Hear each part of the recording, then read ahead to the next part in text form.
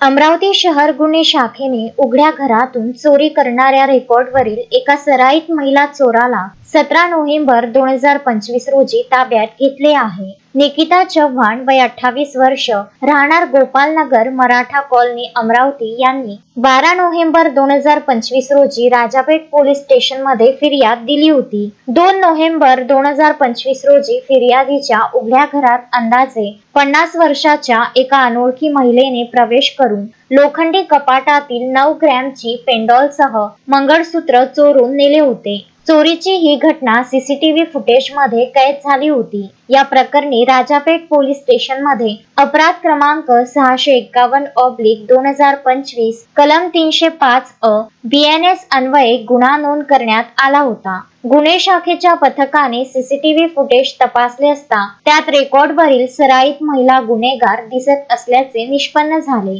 पोलिसांनी महिलेला ताब्यात घेऊन चौकशी केली असता तिने सदर गुन्हा केल्याची कबुली दिली। चोरी केलेला मुद्देमाल तिने विक्री केला असून त्या पैशातून जुना ऑटो खरेदी केल्याचे तिने सांगितले। पोलिसांनी तो ऑटो जप्त केला आहे। पुढील तपासासाठी महिला आरोपी आणि जप्त मुद्देमाल राजापेठ पोलीस स्टेशनकडे सुपूर्द करण्यात आला आहे। ही कारवाई पोलीस आयुक्त अरविंद चावरिया यांच्या मार्गदर्शनाखाली वरिष्ठ पोलीस निरीक्षक संदीप चव्हाण यांच्या नेतृत्वाखाली सहाय्यक पोलीस निरीक्षक मनीष वाकोडे यांच्या पथकाने यशस्वीरित्या पार पाडली।